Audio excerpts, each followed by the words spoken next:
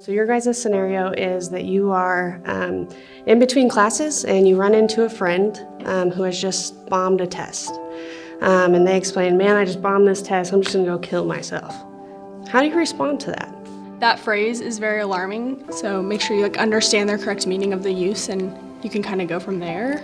And a lot of teens do say stuff like that, but in order to try to get them to stop saying it, we have to acknowledge that this is something that you shouldn't say. Encourage them to maybe use different choice of words because that phrase does affect people in different ways. Someone who's listening in the hallway may be affected by that and be very concerned, or it could trigger something from them. I think you guys are right that it is, kind of overutilized in some senses and used as maybe just a off-the-wall statement that doesn't really have intent to it, but I think the way that we combat that is when we hear it to take it serious. And I think if everyone kind of has that mentality that they're going to do something about it, then people would use it to not overutilize it, and they would stop using it if they don't mean it. What do you do if your friend says, I don't know, man, I kind of have these thoughts sometimes and I'm just not really sure what to do anymore?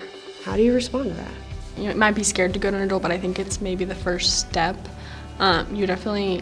It's hard to deal with things that yourself sometimes, especially as teens, you might just not know what to do. I don't know if I would know what to do necessarily, so I would think going to an adult would be the best option.